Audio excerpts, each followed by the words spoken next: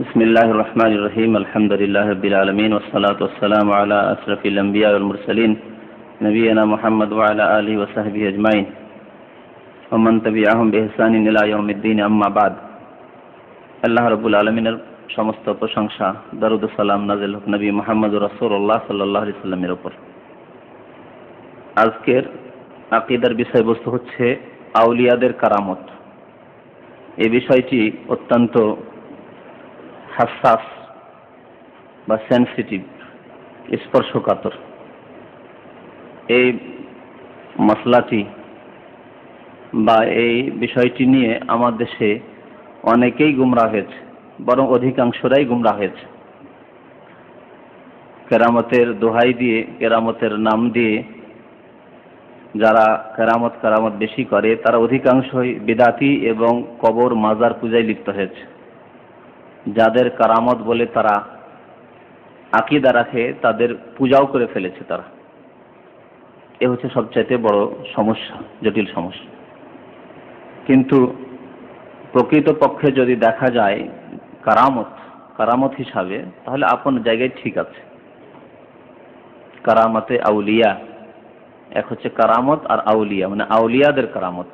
আউলিয়া ওলির বহুবচন, ওলি মানে আল্লাহর দোস্ত, ওলিউল্লাহ। আর কিছু ওলি আছে যারা আউলিয়া ও শয়তান। কোরআনে আল্লাহ দুই ওলির কথাই বলেছেন, আলা ইন্না আউলিয়া আল্লাহি লা খাউফুন আলাইহিম ওয়া লা হুম ইয়াহজানুন আল্লাযীনা আমানু ওয়া কানু ইয়াত্তাকুন লাহুমুল বুশরা ফিল হায়াতিদ দুনিয়া ওয়া ফিল আখিরাহ।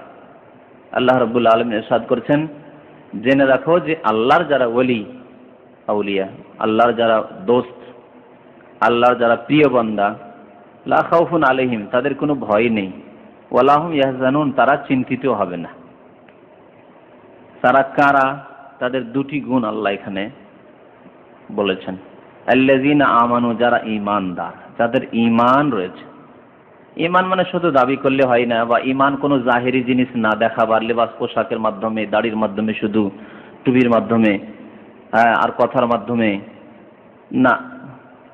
ঈমান আসলে বুঝতে হবে ওইভাবে যেভাবে কোরআন হাদিসে ঈমান আছে। ঈমানের 6টি স্তম্ভ আছে।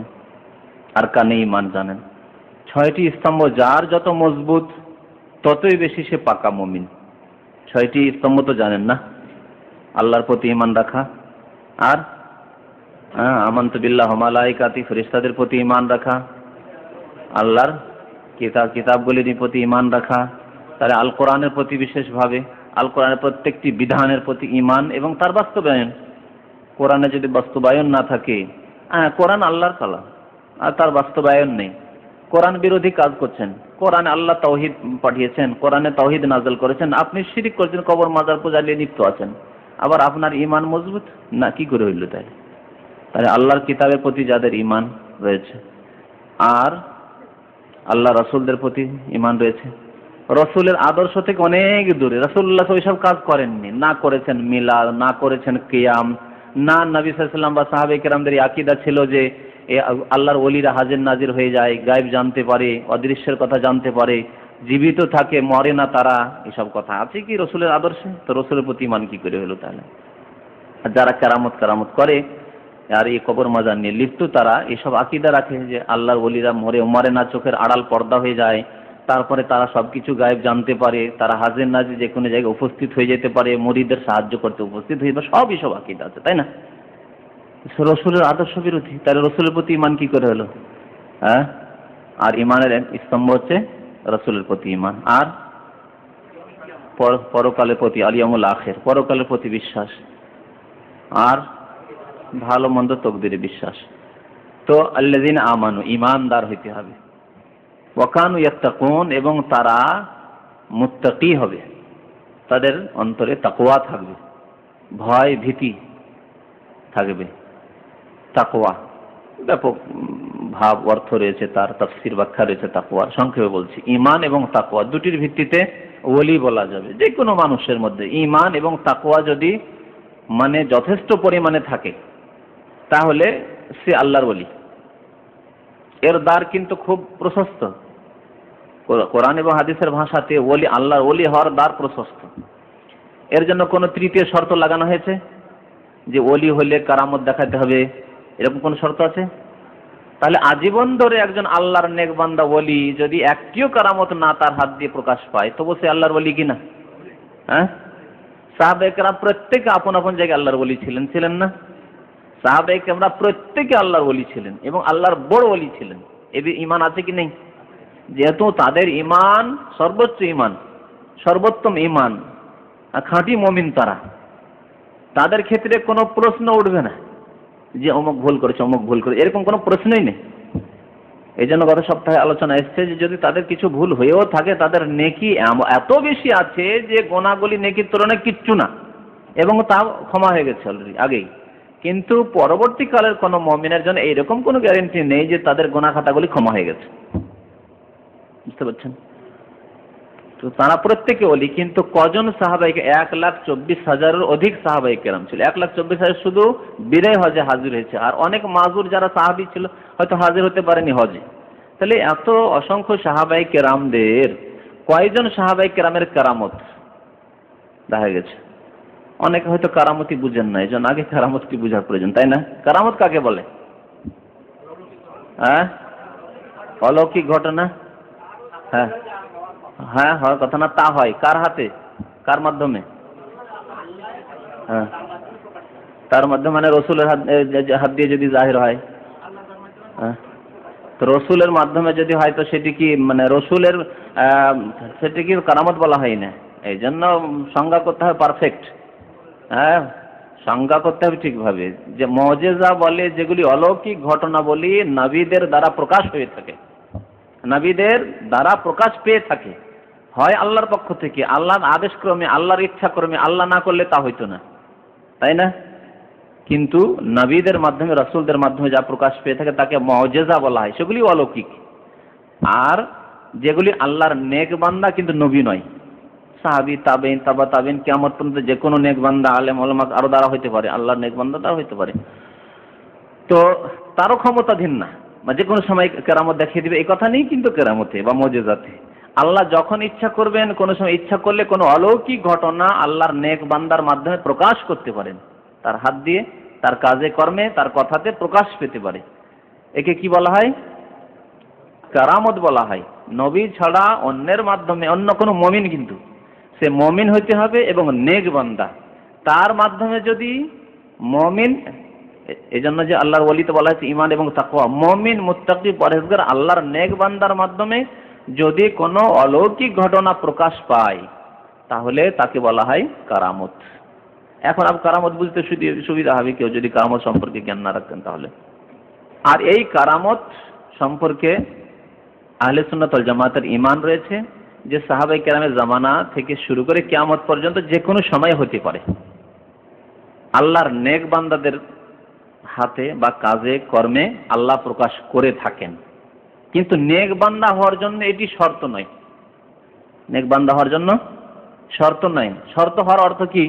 যে নেক বান্দা যদি প্রমাণ করতে হয় তাহলে কারামত দেখাইতে হবে, যেটা আজকালকার পীরদের মধ্যে মানে বিরাজ করছে, যে পীর কেন, পীরে কামেল কেন? আরে ট্রেন থামিয়ে দিয়েছিল, ট্রেন স্টার্ট নিয়ে তো বন্ধ হয়ে গেল, যখন পীর সাহেব এসে পৌঁছিল স্টেশনে তখন ট্রেন চলল। বুঝতে পারছেন? হতে পারে এইরকম, কিন্তু যতক্ষণ পর্যন্ত চোখে সচক্ষে না দেখেছেন, এবং তার সাথে সাথে তার আগের যেগুলি শর্ত সেটা হচ্ছে সেই লোকটি সম্পর্কে যতক্ষণ পর্যন্ত সম্যক জ্ঞান না আপনি হাসিল করেছেন, লোকটি তাওহীদবাদী, খাঁটি মুসলিম, না সে মুশরিক, কবর পূজারী। আল্লাহ বলছেন ঈমানদার এবং মুত্তাকির মাধ্যমে প্রকাশ পাবে, তাহলে মুশরিকের মাধ্যমে কারামত হয় না।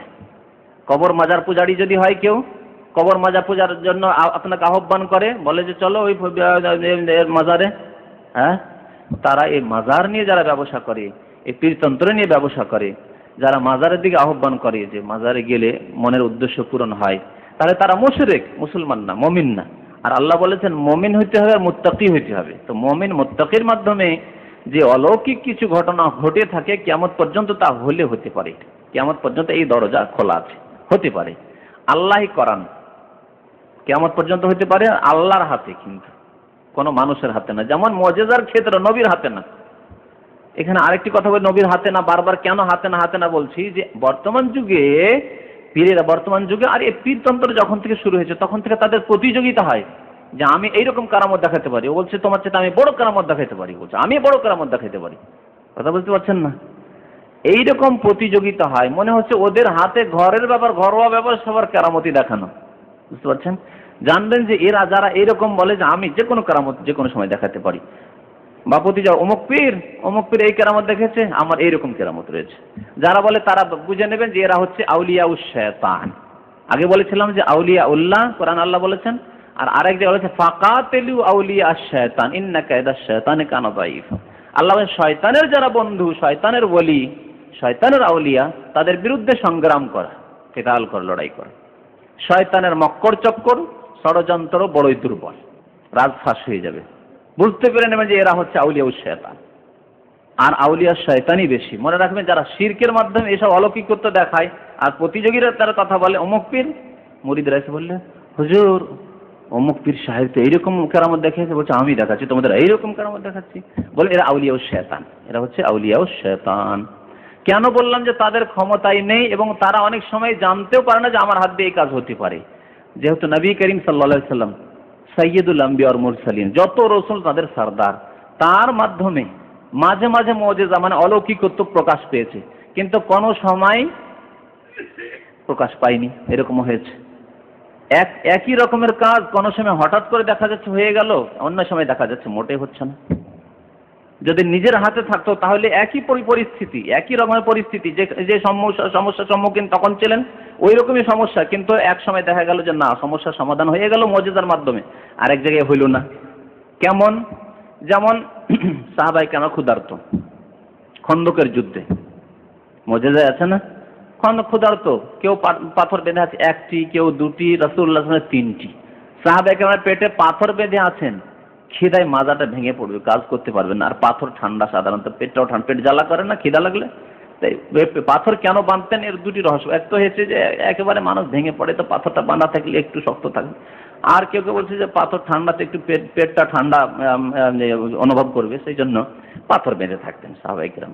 পাথর বেঁধে বেঁধে খন্দক খনন করছেন প্রতিরক্ষার জন্য, মদিনার হেফাজতের জন্য, যাতে কাফেররা এসে সরাসরি আক্রমণ অ্যাটাক না করতে পারে আর সৃষ্টি হয়ে যায়। তো এই অবস্থাতে হযরত জাবের রাদিয়াল্লাহু তাআলা আনহু দাওয়াত দিলেন, বলি ইয়া রাসূলুল্লাহ অল্প আটা ছিল, রুটি পাকিয়েছি, আর আপনার একটা ছোট্ট ছাগল ছিল, এই 2 কিলো 2.5 কিলো 3 কিলো গোশত হতে পারে, তা আপনি আর আপনার সাথে 2-4 জন সাহাবা, আবু বকর, ওমর, এই 2-4 জন 5 জন সাহাবাকে নেন, এই কথা বললেন। রাসূলুল্লাহ কি করছেন? 1400 সাহাবাকে কেন খন্দকে বলছেন ইয়া আহলাল খান্দাকে, হে খন্দকের অধিবাসীরা, এই খন্দক খননকারীরা জাবের রাদিয়াল্লাহু তাআলা তোমাদেরকে দাওয়াত দিয়েছে সবাইকে। জাবের পরেশান হয়ে গেলেন, করলাম তো করলাম কি, দৌড়িয়ে যাচ্ছে স্ত্রীর কাছে।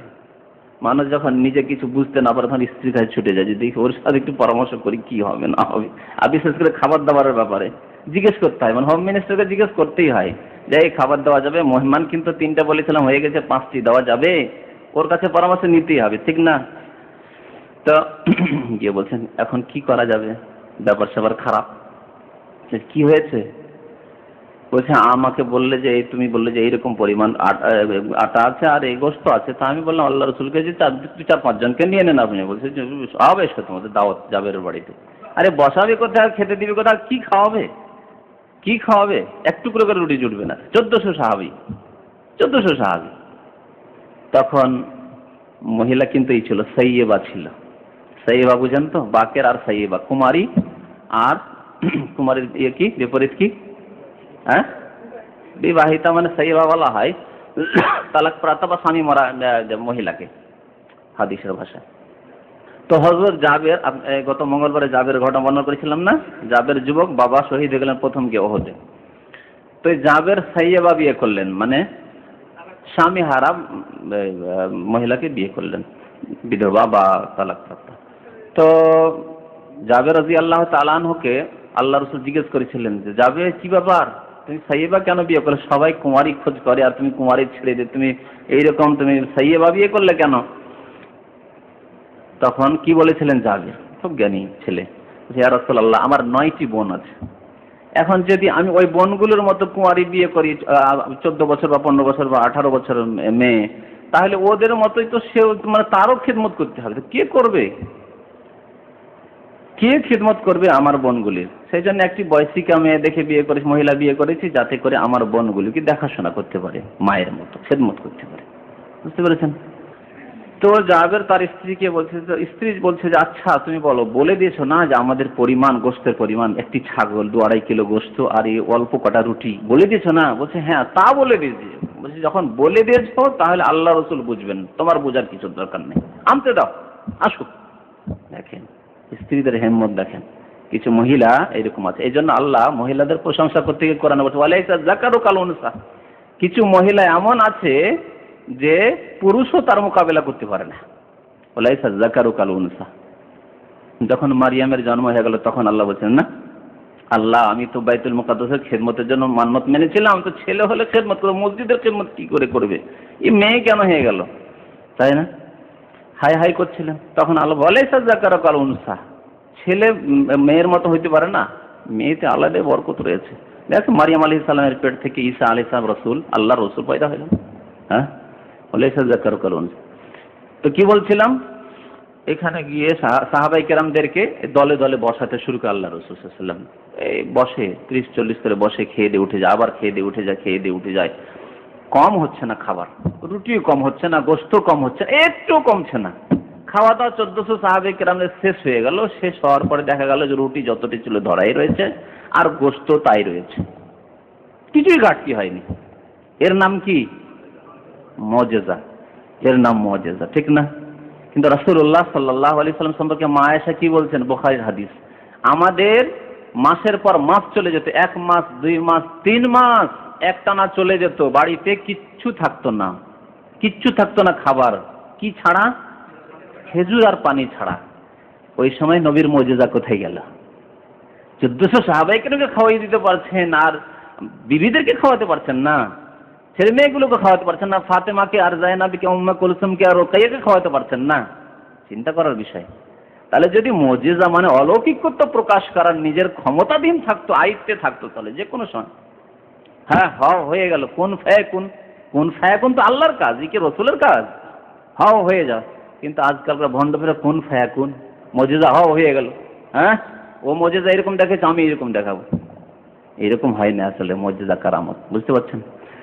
তাহলে একটি মানে উদাহরণ দিয়ে যথেষ্ট যে নবী সাল্লাল্লাহু আলাইহি ওয়াসাল্লাম কোন সময় তো ওই রকম ধরনের সমস্যার ক্ষেত্রে, দেখেন সমস্যা ছিল, ক্ষুধার্ত ছিল সাহাবায়ে 1400 সাহাবায়ে কেরাম, আল্লাহর পক্ষ থেকে মুজিজা হলো, তাই আল্লাহ জানিয়ে দিয়েছেন নবীকে ওহীর মাধ্যমে যে অসুবিধা নেই, সবকে দাওয়াত দাও, খাবারে বরকত হবে, ব্যবস্থা হয়ে যাবে, হয়ে গেল মুজিজা। কিন্তু মাসকে মাস ওই মুজিজা আসছে না, আবার সমস্যার সম্মুখীন, খেতে পাচ্ছেন না, তো মুজিজা কোথায়? তাহলে মুজিজা নিজের হাতে না, আল্লাহর হাতে, আল্লাহর হাতে মুজিজা। ওই রকমই কারামত সেম। তফাৎ এই যে কারামত নবী ছাড়া অন্যদের মাধ্যমে প্রকাশ পেয়ে থাকে। তাহলে যারা কারামত প্রকাশ করে থাকে যে আমার এই কারামত ওই কারামত, আর প্রতিযোগিতা করে থাকে, তারা বাতিলপন্থী, আউলিয়া ও শয়তান। এই কথাটি জরুরি যে মনে রাখবেন, তাতে ধোঁকা খাবেন না। যদি দেখেন কোন পীর বলছে আমার এই কারামত রয়েছে, তার মুরিদরা বলছে এই কারামত রয়েছে, অমুক পীর যদি এ দেখাতে পারে, আমাদের পীর সাহেব এরকম দেখাতে পারে, জানবেন এরা আউলিয়া ও শয়তান। আর অধিকাংশ যারা শিরক বিদআতে লিপ্ত, তারা আউলিয়া ও শয়তানের কোনো সন্দেহ নেই। তৃতীয় আর একটি অলৌকিকত্বের কথা বলে দেন, কে বলতে পারেন? হ্যাঁ, জাদু। ঠিক, আমি অনেক সময় আলোচনা করি যে জাদু অলৌকিকত্ব, জাদু তো অসাধারণ দেখা যায় না? আমরা ছোট কালে দেখেছি, মাটির গুলি তৈরি করলো, আর গুলি তৈরি করার পরে একটা পাত্র রাখার পরে একটু পরে বলছে রসগোল্লা খাও, তুমি খাওয়াচ্ছে সবকে রসগোল্লা। দেখেছেন জাদুকরদের? আসামের জাদুকররা এইসব করে। এ অলৌকিকত্ব না? মাটি থেকে আপনাকে রসগোল্লা খাওয়াচ্ছে, মিষ্টি খাওয়াচ্ছে। মনে হলো যে একটা ছেলেকে জবাই করে দেয়, আমি তো নিজের চোখে দেখেছি, জবাই করে দিল, চাদর দিয়ে ঢেকে রেখেছে আর জবাই করে দিল, রক্ত বইতে আছে, তারপর ছেলেটি উঠে আবার দাঁড়িয়ে গেল 10 মিনিট আধা ঘন্টা পরে। অলৌকিকত্ব না? কিন্তু এই অলৌকিকত্বের নাম কি? মুজিজা না কারামত? বলবেন যে এও আল্লাহর ওলি? হ্যাঁ, এ হচ্ছে জাদুকর। হ্যাঁ, জাদুকর, এর নাম হচ্ছে সাহের, আর এ হচ্ছে আপনার মিন আউলিয়া শয়তান, শয়তানের ওলি। সে শয়তানের ওলি। ওই রকমই যারা শিরক করে, মাজার পূজা করে, কবর পূজা করে, বিদাত করে, রাসূলের তরিকা থেকে অনেক দূরে, আর তারপরে তাদের কারামত আপনারা বলেন, বলো কি ঘটনা দেখা যাচ্ছে, অনেক কিছুই দেখা যাচ্ছে। তিনি গেলাম পীর সাহেবের দরবারে, আর আমি যে কি উদ্দেশ্যে গেছি সব তিনি বলে দিলেন। আচ্ছা, আপনি বগুড়া থেকে এসছেন? গেছেন মনে করেন দেওয়ানবাগের কাছে। হ্যাঁ, বগুড়া থেকে এসছেন। আচ্ছা, আপনার ছেলে মেয়ে হচ্ছে না, সমস্যা? আচ্ছা, ঠিক আছে ঠিক আছে। আপনার রাস্তায় অসুবিধা হয়েছিল না, গাড়িতে অসুবিধা হয়েছিল, অ্যাক্সিডেন্ট হয়েছিল? হ্যাঁ, অবাক আপনি, কি রে এই হইল কি? তো এ তো পীরে কামেল করে দিলেন তাকে, পীরে কামেল। বুঝতে পারছেন? না না না, আসলে এদের শয়তান আছে, শয়তান নিযুক্ত আছে। শয়তান রিপোর্ট আপনি আসার অনেক আগে শয়তান পৌঁছে গেছে যে হ্যাঁ এক লোক আসছে, ওই এলাকায় শয়তান ছাড়া আছে, বগুড়াতে ওদের শয়তান ছাড়া। এরা শয়তান জিন ব্যবহার করে, তো জিন শয়তান ছাড়া আছে, ওরা ছুটে এসছে। আপনি বাসে আসছেন, সে তো বাতাসে উড়ে আসছে। হ্যাঁ, সুলাইমান আলাইহিস সালামকে কালা ইফরিত মিনাল জিন। হ্যাঁ, ইফরিত কি বলেছিল? ইফরিত মানে দেও। দেও কি বলেছিল? সাবা, ইয়ামান দেশে বিলকিস রানী, ওর সিংহাসনকে উঠিয়ে নিয়ে আসবে সুলাইমান আলাইহিস সালামের কাছে, ফিলিস্তিনে বা শামে উঠিয়ে নিয়ে আসবে। কতক্ষণ লাগবে? হ্যাঁ, কাবলা ইয়ারতাদ্দা ইলাইকা তারফুক, চোখের পলকে। বুঝতে পেরেছেন? ওটা কে ছিল? ইফরিত মিনাল জিন, আল্লাহ কোরআনে বলছেন। দেও, জিনের মধ্যেকার দেও ছিল ইফরিত। বুঝতে পারছেন? তো ওই রকমই কত দেউ যে আছে এই ভণ্ডদের, তারা লাগা আছে। আপনার কোথায় অ্যাক্সিডেন্ট হলো, কোথায় আপদ বিপদ হলো, কি উদ্দেশ্য নিয়ে আসছেন, কখন বেরোলেন, কি খেয়ে দিয়ে বেরোলেন, না বাসি পেটে বেরোলেন, কষ্ট পেয়েছেন রাস্তাতে, না খেয়ে আরে আসছেন আপনি। আল্লাহ, এ পীরে কামের সবকিছু জানছে আমার। হ্যাঁ, বুঝতে পারছেন? এই হচ্ছে ব্যাপার স্যাপার। এতেই ধোকা খেয়েছে। ইন্নাহুন্না আদলালনা কাসীরাম মিনান নাস। এই ভণ্ড পীরেরা লক্ষ লক্ষ মুসলমানদেরকে মুশরিক বানিয়ে দিয়েছে, কবর পূজারী বানিয়ে দিয়েছে। কিন্তু এমনিতেই কারামতের ব্যাপারটি সত্য, কারামত হতে পারে, হয়েছে, কিয়ামত পর্যন্ত হতে পারে। আরেকটি জিনিস এখানে আরো মনে রাখবেন, মানে ওই ভ্রান্তিগুলো দূর করার জন্য সাহাবায়ে কেরামদের জামানায় বা তাবেঈনদের জামানায় কারামত হাজারে একটি হয়নি, মানে হাজারটি লোকের মধ্যে একটি লোকের কারামত হয়নি। হয়তো কোনো পার্সেন্টেজে তো আসবেই না। হাজারটি লোক, হাজারটি সাহাবের মধ্যে একটি সাহাবীর হয়তো কারামত হয়েছে কিনা হাদিস দ্বারা এতটুকু জানা যায়। সাহাবায়ে কেরামদের ঘটনাবলী, সত্য ঘটনাবলী যেগুলি হাদিসে এসছে, সেগুলি দ্বারা এই জানা যায় যে এত বেশি পাইকারি হারে কারামত ছিল না। কিন্তু আজকালকার পীরদের পাইকারি হারে কারামত। বুঝতে পারছেন? পাইকারি হারে কারামত। মরে যাওয়ার পরে চলে আসছেন, আসার পরে বিচার করছেন, ঝগড়া দ্বন্দ্ব সৃষ্টি হচ্ছে, চলে এসছেন কবর থেকে, আসার পরে বিচার করছেন। দেখেন, মরা মানুষ চলে আসছে কবর থেকে, এসে বলছে আপনার এইসব ঝগড়া করবেন না। বুঝতে পারছেন? আর এরকম কত যে ঘটনা আছে আল্লাহ জানে, কত যে ঘটনা আছে। জাহাজ ডুবে যাচ্ছে, জাহাজ উদ্ধার করছে, হাজিদের জাহাজ জেদ্দায় লাগিয়ে দিচ্ছে গিয়ে ধাক্কা দিয়ে। হ্যাঁ, বুঝতে পারছেন? তারা হিসাব নিকাশ করতে বসছে, অডিট হবে, বছরে একবার অডিট হবে মাদ্রাসার। বুঝতে পারছেন? নবী সাল্লাল্লাহু আলাইহি ওয়াসাল্লাম গিয়ে হাজির হয়ে যাচ্ছেন তাদের অডিট করতে। আর অডিটে সহযোগী হচ্ছে কি? আবু বকর আর উমর। একাই যাচ্ছেন না নবী, আবু বকর উমরকে কোন মাদ্রাসার জানেন? দেওবন্দ মাদ্রাসার অডিট করতে নবী সাল্লাল্লাহু আলাইহি ওয়াসাল্লাম যাচ্ছেন আবু বকর উমরকে সাথে নিয়ে। এই রকমের কিসসা কাহিনী যে বুজুর্গানে দিনের নামে এত ভরপুর, যার অধিকাংশই মিথ্যা। আপন ওলামায়ে কেরামদেরকে বড় করে দেখাবার জন্য, উঁচু করে দেখাবার জন্য এত কিসসা কাহিনী মিথ্যা কপল কল্পিত গড়ে নেওয়া হয়েছে যে আল্লাহ হেফাজত করে ইমানের। এদের শার থেকে, এদের ফিতনা থেকে আল্লাহ মুমিনদের ইমানের হেফাজত করে। ইমাম আবু হানিফার কারামত শুনবেন? ইমাম আবু হানিফার মযহাব সম্পর্কে কারামত, জালিয়াতের শেষ নেই। বলছে যে এতে ইমাম আবু হানিফা এসছেন মক্কাতে কাবার কাছে, আর কাবার মধ্য থেকে আল্লাহর পক্ষ থেকে গায়বী আওয়াজ আসলো, গায়বী আওয়াজ। এই হচ্ছে কারামত। অনেক কারামত লিখেছে, একটি কিতাব মিথ্যা, ও কারামত সব জালিয়াত কথাবার্তা। তার মধ্যে একটি হচ্ছে এই গ্যারান্টির কারামত। এই গ্যারান্টি তো নবী সাল্লাল্লাহু আলাইহি ওয়াসাল্লাম সম্পর্কে দেওয়া হয়নি, কিন্তু এই গ্যারান্টি ইমাম আবু হানিফার ঝুঠা কারামতে, মিথ্যা কারামতে দেওয়া হয়েছে। কাবার মধ্য থেকে আওয়াজ আসছে যে ইয়া আবু হানিফা, হে আবু হানিফা, ইন্নাল্লাহ কাদ গাফারা লাকা, ওয়ালিমান তাবিআকা, হে আবু হানিফা আল্লাহ তোমাকে মাফ করে দিয়েছে। আর কাকে? তোমার যারা মুকাল্লিদ হবে, যত হানাফি হবে বিশ্ববাসী সবকে মাফ করে দিয়েছে। ইলা ইয়াউমিল কিয়ামা, কিয়ামত পর্যন্ত। কিয়ামত পর্যন্ত যত হানাফি হবে আগেই মাফ হয়ে গেছে। বুঝতে পারছেন? যেমন তেমন কেরামতি, যেমন তেমন কেরামতি। আওয়াজ আসছে থেকে আবার কাবা ঘর থেকে। কাবা ঘর থেকে আওয়াজ কার? আল্লাহর আওয়াজ, না হয় ফেরেশতা, আল্লাহর পক্ষ থেকে ফেরেশতার আওয়াজ। বুঝতে পারছেন কিভাবে কেরামত তৈরি করা হয়েছে? বানানো কেরামত কিভাবে তৈরি করা হয়েছে। আগেই মাফ, অলরেডি মাফ হয়েছে। অলরেডি মাফ আর একটি দলের হয়েছে, খ্রিস্টানদের। খ্রিস্টানদের আগে গুনাহ খাতা মাফ হয়েছে, এটি জানেন না? জানেন না? হ্যাঁ, ঈসা আলাইহিস সালাম সুলিতে চড়ে গেলেন, খ্রিস্টান জগতের সব মাফ। এই জন্য খ্রিস্টানরা অবাধ মিলামিশায় জানা ব্যভিচার করছে, যারও সন্তান জন্মাচ্ছে যা ইচ্ছা তাই করে যাচ্ছে খ্রিস্টান জগতেরা, এই সুলির পূজারীরা। সব মাফ তো। হ্যাঁ, আমাদের কাফফারার জন্য, মানে খ্রিস্টানদের কাফফারার জন্য হযরত ঈসা আলাইহিস সালাম কি করেছেন? সুলিতে চেপে গেছেন। এই হচ্ছে থিওরি তাদের, এই হচ্ছে আকীদা খ্রিস্টানদের। আর ওই আকীদায় যদি থাকি, যথেষ্ট হানাফি শুনেছি যে কেরামতিতে যে মা আবু হানিফা যখন এসেছিলেন কাবা ঘর থেকে আওয়াজ পাওয়া গেছে। কি এগুলো সব? এই জালিয়াতিতে ভর্তি কেরামত। এই জন্য কেরামতের নাম নিতেই ভয় লাগছে। কেরামতের নাম নিতেই ভয় লাগছে। আরে বাপরে, এই ফিতনার ফিতনা, ফিতনায় ভর্তি কেরামত। তবে আসল কেরামত রয়েছে যদি আল্লাহর নেক বান্দা আল্লাহ পাক রব্বুল আলামিন চান তো কোনো সময় তার দ্বারা কেরামত প্রকাশ পেতে পারে। এই জন্য কিছু নজির পেশ করব। আমি ওই মিশকাতের হাদিসটা নিয়ে এসেছি, তাতেও কিছু হাদিস রয়েছে যেগুলি দুর্বল, আর কিছু সহি। ওই সহিগুলো শুধু পেশ করবো যে সাহাবায়ে কেরামদের জামানায় কিছু যে কারামত হয়েছে, আর এই রকমের কারামত হতে পারে মাঝে মধ্যে, কিন্তু আল্লাহর নেক বান্দা হইতে হবে। তাই শেখুল ইসলাম ইবনে তাইমিয়া রাহমাতুল্লাহ আলাইহি বলছেন যে আমিন উসুল আহলিস সুন্নাহ, আহলিস সুন্নাত ওয়াল জামাতের মূলনীতি অর্থাৎ আকীদা হচ্ছে আত-তাসদীক সম্পর্কে জীবনেও কোনো রিমার্কস নেই।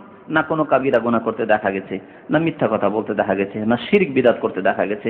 আল্লাহর কথা বলে, রাসূলের কথা, দিনের খাদেম সে, দিনদার পরেজগার মানুষ সে, নামাজের পাবন, কাবিরা সাগিরা থেকে বেঁচে থাকে, জানা নাই যে কোনো সময় সে গুনাহ করে, শিরক তো করেই না, বিদআত তো করেই না, বিদআত মুক্ত শিরক মুক্ত, তাহলে হইতে পারে।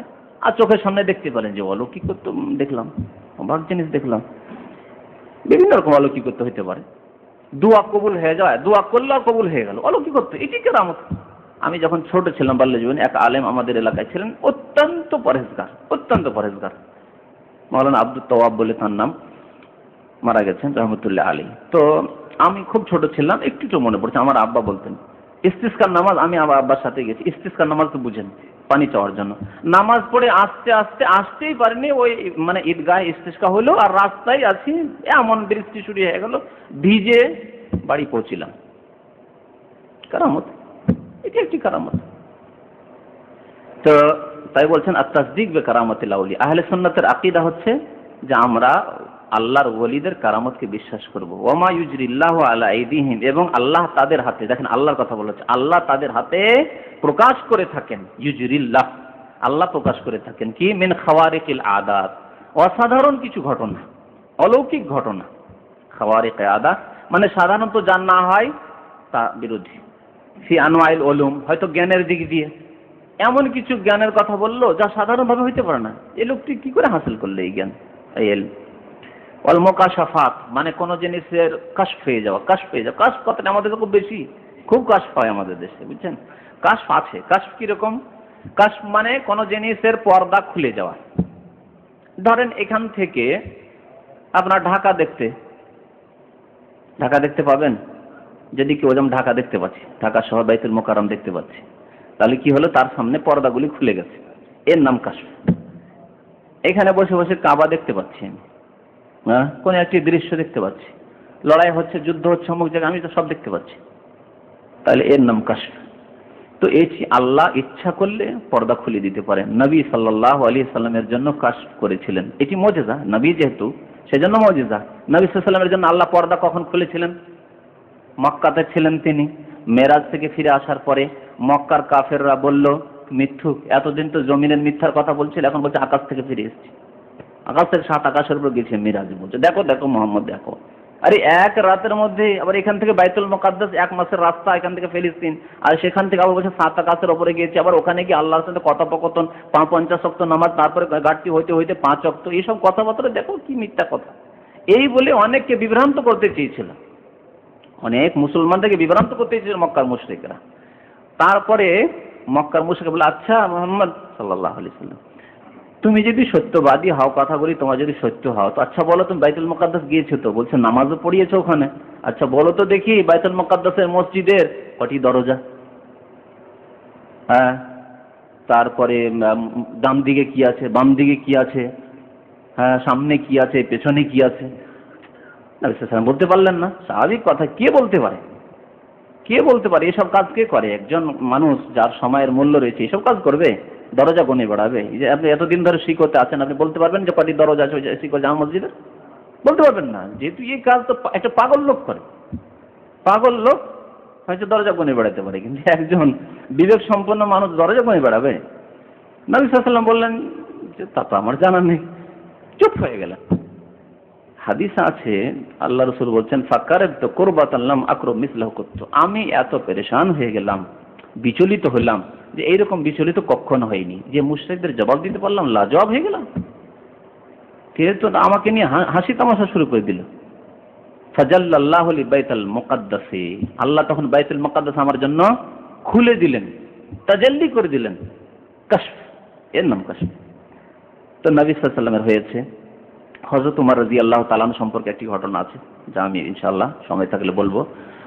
এরকম হলে হতে পারে, কিন্তু কাশফ মানে একেবারে কাশফের অভাব নেই, যার তার কাশফ, আর বিদাতীদের কাশফ না, এগুলি হচ্ছে মিথ্যা, এগুলি মিথ্যা কথাবার্তা। আর যদি হয় তো জানবেন তারা শয়তান ব্যবহার করছে, জাদুকরদের মতো, আউলিয়া ও শয়তান।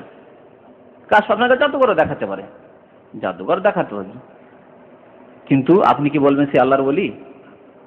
কারামত বলবেন জাদু, ম্যাজিক, তাই না? তো ম্যাজিক বলবেন, জাদু বলবেন, তো ওই রকমই আপনি এদের ক্ষেত্রে যারা বিদাতি, কবর পূজারী, তাদের ক্ষেত্রে বলবেন যে এরা জিন শয়তান ব্যবহার করে, জিন শয়তান বশে করে রাখা, এইভাবে দেখাচ্ছে। হ্যাঁ, ওয়া আনওয়াইল কুদরা, বিভিন্ন রকমের ক্ষমতা, যা সাধারণ ক্ষমতার বাইরে, বিভিন্ন রকমের ক্ষমতা দেখাচ্ছে হয়তো। আর তাসিরাত, বিভিন্ন রকমের প্রতিক্রিয়া, প্রতিক্রিয়া, পানিকে আগুন করে দেওয়া, আগুনকে পানি করে দেওয়া, আগুন আছে কিন্তু আগুনে জ্বালাচ্ছে না, জ্বলছে না, এগুলো তাসির। ওয়াকাল মাসুর আন সালিফিল উমাম, যেমন বর্ণিত হয়েছে বিগত জামানার বা প্রাচীন জামানার লোকদের সম্পর্কে, উম্মতদের সম্পর্কে, বিশেষ করে সূরা কাহাফে যে যুবকগুলি, ইন্নাহুম ফিতিয়াতুন আমানু বিরাব্বিহিম, কয়েকজন যুবক, এরা আল্লাহর প্রতি ঈমান নিয়ে এসেছিল। জালেম বাদশা কি করলো? অর্ডার দিল এদেরকে ধরো, তখন তারা গিয়ে আশ্রয় নিল এক গুহায়, ঠিক না? আর কতদিন ধরে তারা ঘুমিয়েছিল? হ্যাঁ, ওয়ালাবিসু ফি কাহফিহিম সালাসামিয়াতিন সিনিনা ওয়াজদাদু তিসআ, 309 বছর। 309 বছর পরে আবার জাগছে, জাগার পরে আবার উঠে যাচ্ছেন বাজারে, মনে করলেন যে 2-4 ঘন্টা কি 10 ঘন্টা ঘুমিয়ে গেছি, আরে এত ঘুমিয়ে গেলাম তো খিদা লেগেছে, যাই দেখি একটু বাজারে গিয়ে খাবার নিয়ে আসি। আর পয়সা সেই জামানার 309 বছর আগের পয়সা, কয়েন্স নিয়ে যাচ্ছে, রৌপ্য মুদ্রা নিয়ে গিয়ে বাজারে এক দোকানে উঠেছে, বাজারে খাবার টাবার দাও একটু, হ্যাঁ, খাবার নেওয়ার জন্য, কেনার জন্য উঠে যা পয়সা দেখাচ্ছে, পয়সা দেখি তো তাকাচ্ছে, লোক কোথা থেকে রে বাবা, কোথা থেকে রে বাবা, এই পয়সা তো আমি চিনছি না। তখন বুঝতে পেরেছে, তোমার কোথা থেকে আসলে? বলছে দেও না তুমি খাবার দেন। বলছে না, কোথা থেকে আসলে, তোমার এই পয়সা কোথা খা, এই পয়সা তো জানি না কোন কালের আছে। যদি মোগলের জামানার আমরা পয়সা পাই তো অবাক হয়ে যাবো না? আরে বাবা, এই পয়সা নিয়ে কোথেকে আসলো যে? যাই হোক, তারপরে রাজাকে জানিয়ে দিল দোকানদার, ছুটে আসে আবার ওই গুহায় ঢুকে গেল, কিন্তু আর পৌঁছিতে পারলো না। রাজারা কত সৈনিক নিয়ে আসার চেষ্টা করলো যে পৌঁছি দেখি ওদের পর্যন্ত, পৌঁছিতে আর পারলো না। আল্লাহ এমন ওখানে ভীতির সৃষ্টি করে রেখেছিলেন যে আসলে ভয় পেতে পালাতে শুরু করতো মানুষ, ওই গুহার মুখে আসলে কাছে আসতে পারতো না কেউ। এগুলি কি কারামত? কারামত। এক তো 309 বছর ধরে ঘুম, তারপরে আবার জেগে যাওয়া, তারপর মরছেও না, না খেয়ে ঘুমিয়ে আছে 309 বছর ধরে, মরছেও না, কারামত না এগুলো? তারপরে আবার ওখানে কেউ কাছে যেতেও পারছে না, যাচ্ছে তো একবারে ভীতু সন্ত্রস্ত, সেখানে পালাতে শুরু করছে। হ্যাঁ, তাদেরকে তো ধরার জন্য গিয়েছিল, কিন্তু ধরতে তো পারলো না তাদের। এগুলি সব কারামত। তো এই রকমের কারামত যেমন প্রাচীন জামানায় হয়েছে, নবী সাল্লাল্লাহু আলাইহি ওয়াসাল্লামের জামানাতে সাহাবায়ে কেরামদের থেকে হয়েছে, তারপরেও হয়েছে, কিয়ামত পর্যন্ত হতে পারে, কোনো বিচিত্র না। আমার এক ক্লাসমেট, একই ক্লাসে পড়াশোনা করেছি, বেনারস যখন জামিয়া সালিফায় পড়তাম, একই সাথে অ্যাডমিশন নিলাম, আর পড়াশোনা সে কন্টিনিউ না করতে পারে হাফেজ হয়ে গেল, সে হেফজে লেগে গেল। আখতার হোসেন বলে নাম। এবারে ছুটিতে গেছিলাম, দেখা হয়েছিল। সে হিন্দু ঘরের ললিত কুমার দাস তার নাম ছিল, শুনে রাখেন, নাম ছিল তার ললিত কুমার দাস। 20 বছর বয়সে মুসলমান, একটি পানের দোকান, তার আগে পান বিক্রি করত। তার বাড়ি ছিল আপনার দিনাজপুর, মানে পশ্চিম দিনাজপুর, যেটা আপনার বাংলাদেশ দিনাজপুর পাশে পশ্চিম দিনাজপুরে বাবা মায়ের বাড়ি। তার বাবা মারা যায় আগে, মারার পরে কি যে হলে সে মুসলমান হয়ে গেল। মুসলমান হওয়ার পরে আশেপাশে এলাকার যে হিন্দুরা ছিল তারা ষড়যন্ত্র করলো যে ওই পান বিক্রি করে, মুসলমান হওয়ার পরেও পান বিক্রি করে সেখানে। তো রাত্রে সে 11টা 12টাতে পান বিক্রি করে আবার বাড়ি আসতো। রাস্তায় একদিন ঘেরাও করেছে, বলছে 70 জন লোক হিন্দু, 70 জন হিন্দু রসা নিয়ে, রসা বুঝেন তো, রশি রশি রশি, রশিকে মোটা মহিলে রসা বলি। তো রশি নিয়ে আর অস্ত্র নিয়ে সব, যে বাঁধব, বেঁধে জবাই করবো। ওদের মধ্যে মাত্র একটি ছিল ওই হিন্দুর বাড়ির চাকর মুসলমান, নাহলে তো ঘটনাটি জানতে পারা যেত না। হিন্দুর বাড়িতে চাকর থাকতো এক মুসলমান ছেলে, সে ছিল তাকে সাথে রেখে, 70 জনের মধ্যে একজন সে ছিল। ঘেরাও করে বসে আছে। আমি এই ঘটনাটি সরাসরি ওই ছেলে, মানে নতুন মুসলমানের কাছে শুনেছি, মানে আখতার হোসেনের কাছে শুনেছি। সে বলছে ওরা ঘেরাও করে বসে আছে, আমি কয়েকবার আমাকে ডাকলো, মানে যারা ষড়যন্ত্র করেছে তাদের লোক কিন্তু ডাকে, চলো বাড়ি যাই। সে বলছে না, যাবো না। ওর ইচ্ছা ছিল আজকে থেকেই যাবো, এখানে বাজারে থেকে যাবো, বাজারের দোকান পানের থেকে যাবো। তারপরে কি যে ইচ্ছা হলো, বলছে রাত 12টা যখন হয়ে গেল, আমি আর থাকবো না, চলে যাই। একটু মুডি লোকটি, এখনো মুডি, মানে হঠাৎ করে মুড হয় তার। তো চলে গেল। যাওয়ার পরে রাস্তায় ওরা তো প্রস্তুত হয়েছে, আসলেই মারবো, ধরবো, কিন্তু কেউ দেখতে পেল না। আল্লাহর কুদরত, কেউ দেখতে পেল না। বাড়ি পৌঁছে গেল, সে কিচ্ছু টের পেল না। তারপরের দিন বা তারপরের দিন ওই চাকরের সাথে ওই নতুন মুসলমান আখতার হোসেন ললিত কুমার দাসের সাক্ষাৎ হচ্ছে। বলছে যে একটি ঘটনা আছে, তোমাকে বলবো। তোমাকে মারার জন্য সব রশি নিয়ে আর অস্ত্র নিয়ে প্রস্তুত ছিল রাস্তায়, আমি ছিলাম তাদের সাথে, আমাকে বাধ্য করে রেখে চলে যেতে হবে তোকে, মানে এক বড় পয়সাওয়ালা হিন্দুর সে বাড়ি চাকর ছিল, যেতে হবে তোকে, যেতে হবে। তা আমি ছিলাম, কিন্তু আমি দেখতে পেয়েছি তোমাকে, যে আখতার হোসেন যাচ্ছে। একজন মুসলমান দেখতে পাচ্ছে, আর 69 জন কাফের দেখতে পাচ্ছেন, তাদেরকে আল্লাহ অন্ধ করে দিচ্ছেন। কি এটি? এ হচ্ছে কারামত, কারামত। কারামত হওয়ার জন্য পীর হইতে হবে কে বললো বলেন? কারামত হওয়ার জন্য আলেম হইতে হবে কে বললো? ওই সেই লোকটি তখন পর্যন্ত পড়াশোনা শুরু করে, পানের দোকানে, ইসলাম গ্রহণ করার পরে পানের দোকানে, নামাজ পড়ে পানের দোকানে, তখন পড়াশোনাও সে শুরু করেনি, তখনকার কারামতটা, বুঝতে পেরেছেন? এর নাম কারামত, এর নাম কারামত। নবী করিম সাল্লাল্লাহু আলাইহি ওয়াসাল্লামের সাথে তাই হয়েছিল হিজরতের সময়। কাফেররা বাড়ি ঘেরাও করে বসে আছে, তাদের সামনে দিয়ে ওয়াজআলনা মিন বাইনি আইদিহিম সাদ্দান ওয়া মিন খালফিহিম সাদ্দান ফাগশায়নাহুম ফাহুম লা ইবসিরুন। আয়াত পড়ে নবী সাল্লাল্লাহু আলাইহি ওয়াসাল্লাম বেরিয়ে চলে গেলেন, দেখতেই পেল না কাফেররা, ঠিক কিনা? সুর পাড়ে গিয়ে আশ্রয় নিলেন। তো আল্লাহ রাব্বুল আলামিন এই রকমের কারামত প্রকাশ করে থাকেন আল্লাহর নেক বান্দা যারা, তাদের মাধ্যমে।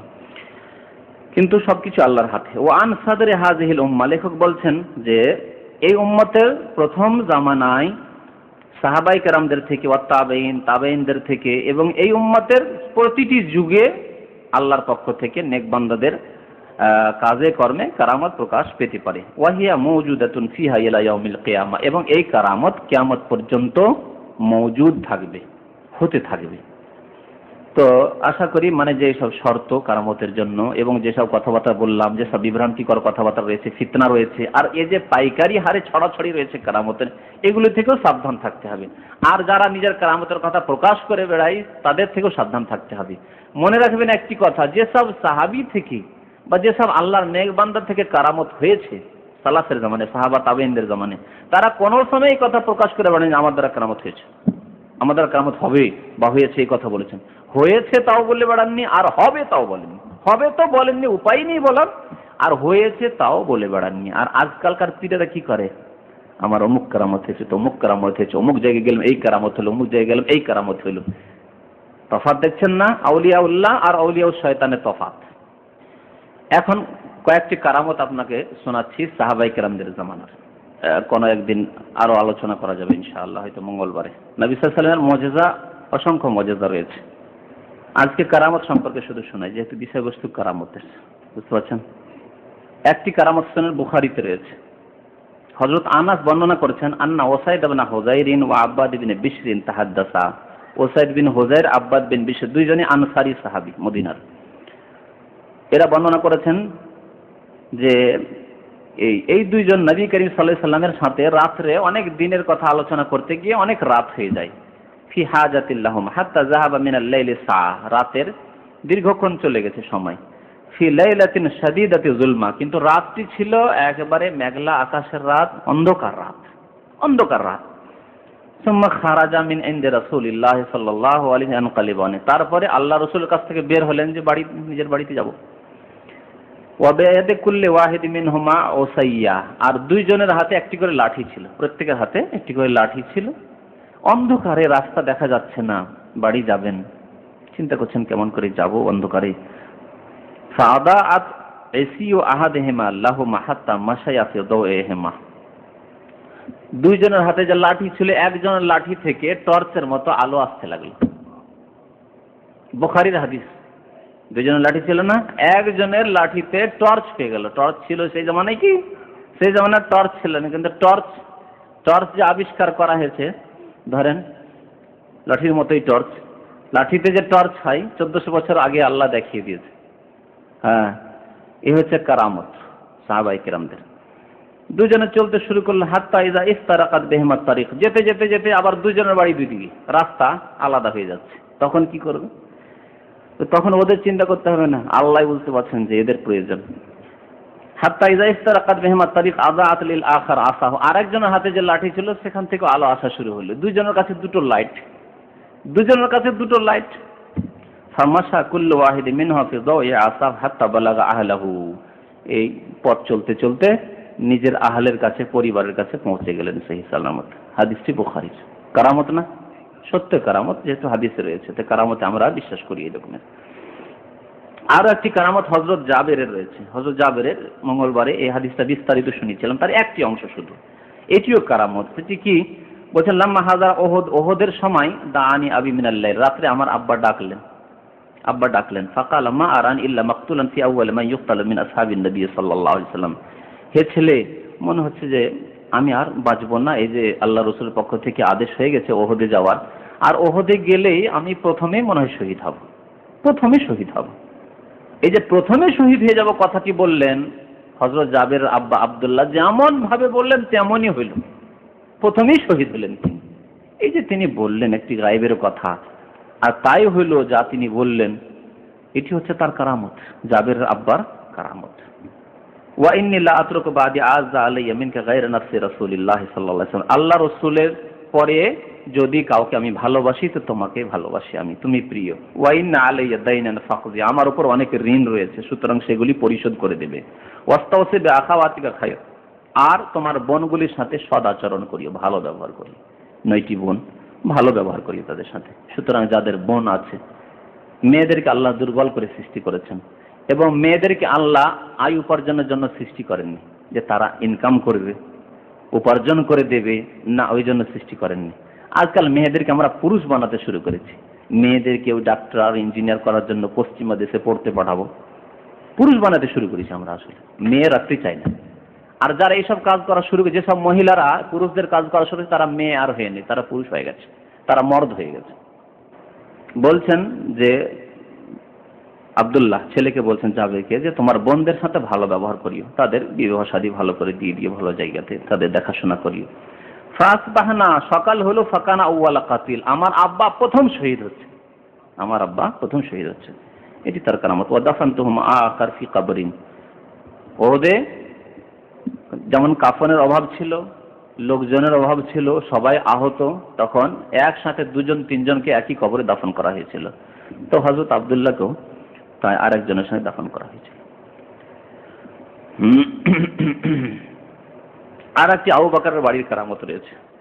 আবু বকরের বাড়িতে মেহমান ছিল, এক রাতে মেহমান ছিল, খাবার দাবার অল্প ছিল, খাবার অল্প ছিল, কিন্তু বরকত এত হলো যে খাবার মেহমান খেয়ে যে খাবারের পরিমাণ ছিল ওই পরিমাণেই খাবার ধরা রয়েছে। আবু বকর রাদিয়াল্লাহু তাআলা আনহু বাড়িতে এই ঘটনা ঘটেছিল। এই হাদিসটিও বুখারীতেও আছে, মুসলিমেও আছে। হাদিসটি বড়, সেজন্য সংক্ষেপে বলছি। মেহমানরা খাবার দাবার শুরু করলো, তখন বলছেন যে ফাআকালা ওয়া আখাল, আবু বকরও খেলেন মেহমানদের সাথে। ফাজাআলু লা ইয়ারফাউনা লুকমাতান ইল্লা রাবাত মিন আসফালি, একটি লোকমা উঠাচ্ছে তো আবার লোকমা উঠালে তো গর্ত হবে না, সেই জায়গাটাতে গর্ত হবে, খাবার ঘাটতি হবে, কিন্তু ঘাটতি হচ্ছে না, আবার বরাবর হয়ে যাচ্ছে, বরাবর হয়ে যাচ্ছে। আকসারা মিনহা, মানে যতটা খাওয়া হচ্ছে তার আরো বেশি হয়ে যাচ্ছে বরং। ফাকাল আল ইমরাতি ইয়া উখতা বানি ফিরাস, স্ত্রীকে বলছে, কে? আবু বকর রাদিয়াল্লাহু তাআলা, হে বানি ফেরাসের বোন, ব্যাপারটা কি? মাহাজ, ইয়া আবার কি? ই কি বিস্ময়কর আশ্চর্যজনক দৃশ্য যে খাবার মেহমান খাচ্ছে আর বেড়েই চলে যাচ্ছে, বেড়েই চলে যাচ্ছে। কালাত, মহিলা বলছে, ওয়া কুররাতু আইনি ইন্নাহাল আন লা আকসারু মিনহা ক্বাবলা যালিকা বিসালাস মিরার, আমার নয়ন ঠান্ডা হলো, আমার নয়ন ঠান্ডা হলো। মহিলা বলছে, আবু বকর রাদিয়াল্লাহু তাআলা স্ত্রী বলছে যে এখন যে খাবারের পরিমাণ ফিরিয়ে দিলেন আপনি মেহমান খাবার পরে, তো দেখা যাচ্ছে যে 3 গুণ বেশি হয়ে গেছে।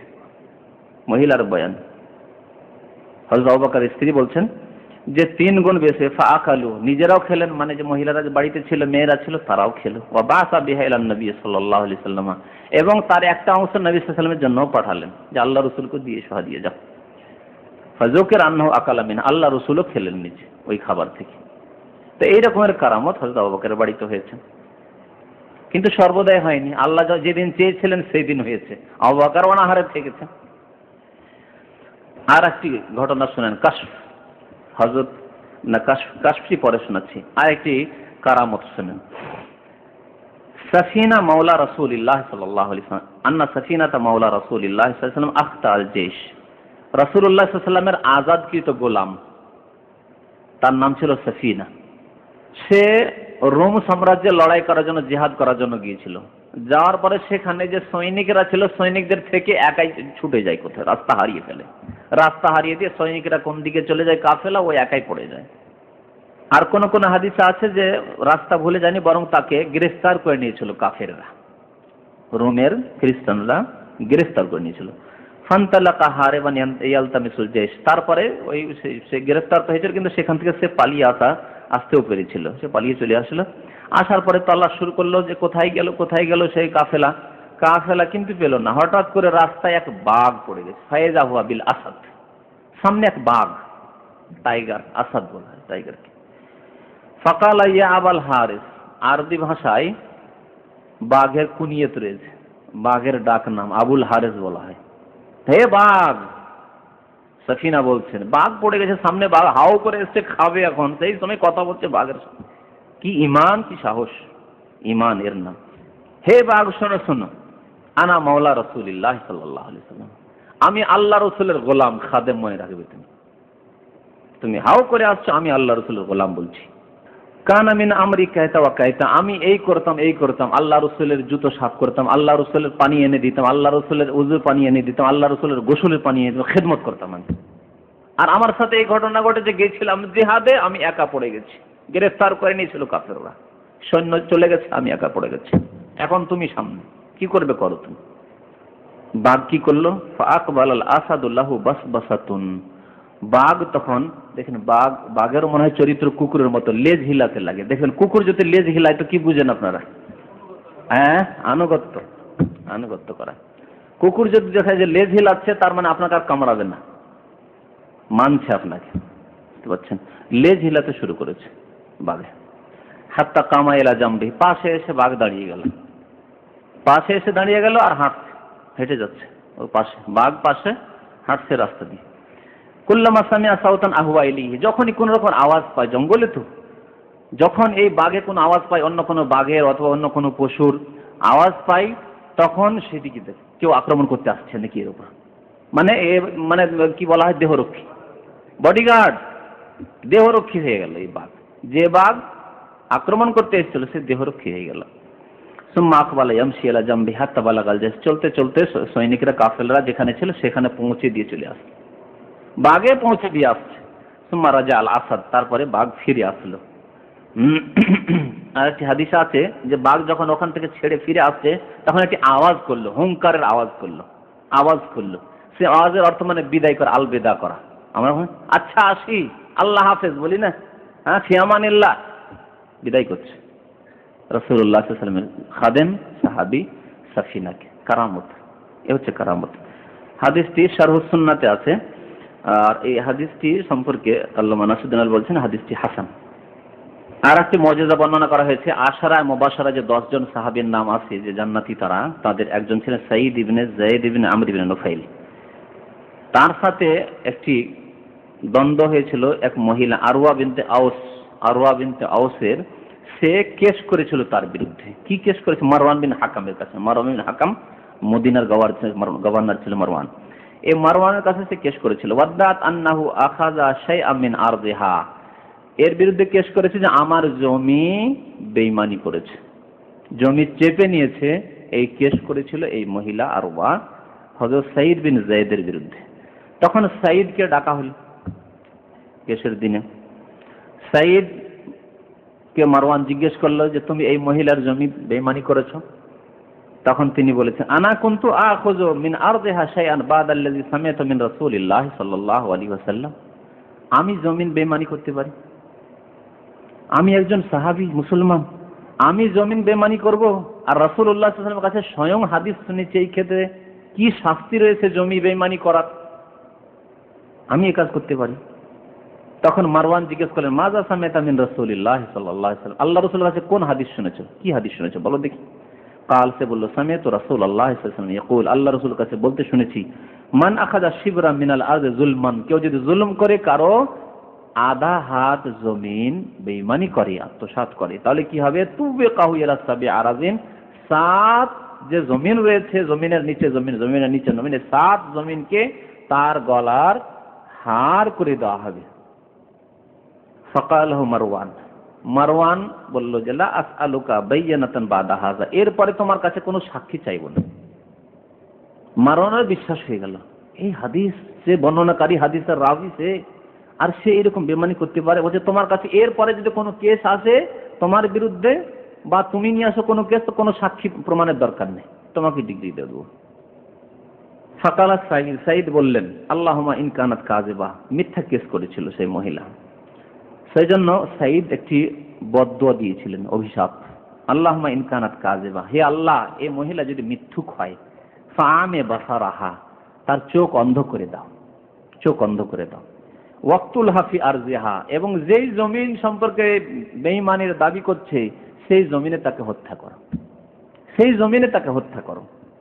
কাল সামা মাতা হাত্তা যাহাবা বাসারহ, সেই মহিলা দীর্ঘ বয়স পেল, দীর্ঘদিন পরে সে অন্ধ হয়ে গেল। প্রথম দোয়া, বদদুয়া, অন্ধ হয়ে গেল। অন্ধ হওয়ার পরে চলাফেরা করতো, বাইনামা হিয়া তামশি ফি আরজিহা, তারপর নিজের জমিনে, জমিন বেশি বাড়াবার জন্য না এই দাবি করেছিল, মিথ্যা দাবি করেছিল। বাইনামা হিয়া তামশি ফি আরজিহা, জমিনে অন্ধ অবস্থায় চলছিল। ইয ওয়াকাত ফি হুফরা, আর সেখানে একটি কুয়া ছিল, সেই কুয়াতে গিয়ে পড়ে গেল। ফামাতাত, আর সেই কুয়াই তার কবরস্থান হয়ে গেল, মরে গেল, সেই জমিনেই তার কবর হয়ে গেল ওই কুয়াতে। এইভাবে হযরত সাঈদ রাদিয়াল্লাহু তাআলা আনহুর দোয়া কবুল হয়। যেইভাবে দোয়া করেছেন ওইভাবে দোয়া হয়। দোয়া কবুল, অনেক সময় দোয়া কবুল হয় কিন্তু তফাৎ হয়ে যায়। হয়তো আপনি যেভাবে দোয়া করেছিলেন সেভাবে দোয়া হলো না, হয়তো ওর আর অভিশাপ লাগলো বা অন্য রকমের তার শাস্তি আল্লাহ দিলেন। দুনিয়াতে হয়তো দিলেন না, আখিরাতে আল্লাহ শাস্তি দেবেন, এইরকম হয় অনেক সময়। কিন্তু যেমন দোয়া করলেন, যেইভাবে করলেন হুবহু ওইভাবেই হইল, কারামত। দোয়া কবুল, তার সাথে সাথে কারামত। সে মহিলা যখন অন্ধ হয়ে দীর্ঘদিন জীবিত ছিল, তখন সে বুঝতে পেরেছিল, অনুধাবন করতে পেরেছিল যে আমাকে বদদুয়া লেগে গেছে হযরত সাঈদ রাদিয়াল্লাহু তাআলা আনহু। যে হাদিস আছে, ওয়া আন্নাহু রাআহা আমিয়া, একজন বলছেন যে আমি তাকে অন্ধ অবস্থায় দেখেছি, আর সে চলাফেরা করত দেওয়ালগুলি ধরে। অন্ধরা কি করে? দেওয়াল ধরে ধরে, ওয়াল ধরে ধরে চলাফেরা করে, এভাবে চলাফেরা করতো আর বলতো, আসাবাতনি দাওয়াতু সাঈদিন, সাঈদের বদদুয়া আমাকে লেগে গেছে, সাঈদের বদদুয়া আমাকে লেগে গেছে। ওয়া আন্নাহা মাররাত আলা বিরিন ফি দারি আল্লাতী খাসামাতহু, বলছে যে জমি নিয়ে তাদের ঝগড়া ছিল সেই জমিতে একদিন চলাফেরা করতে গিয়ে সেই কুয়ায় পড়ে গিয়েছিল। ফাওয়াকাত ফিহা ফাকানাত কবরুহা, ওই কুয়াটি কবর, ওই কুয়া থেকে আর কেউ উঠাতে পারেনি তাকে। কুয়ায় যে পড়লো, তারপরে কুয়া ধসে গেল, কবর ওটি হয়ে গেল, কাউকে আর কবরও দিতে হয়নি তাকে। কাশফের ঘটনা বলছেন, কাশফের ঘটনা শোনা বলছিলাম। কাশফের একটি ঘটনা শুনেন, হযরত উমর ফারুক রাদিয়াল্লাহু তাআলা আনহুর সাথে এই ঘটনা ঘটেছিল। হযরত আব্দুল্লাহ বিন ওমর বর্ণনা করেছেন আন্না ওমর বাআসা জাইশান, হযরত ওমর রাদিয়াল্লাহু তাআলা আনহু যখন খলিফা ছিলেন, আমিরুল মুমিনিন ছিলেন, তার জামানায় একটি সৈনিক দলকে পাঠিয়েছিলেন জিহাদ ফি সাবিলিল্লাহর জন্য।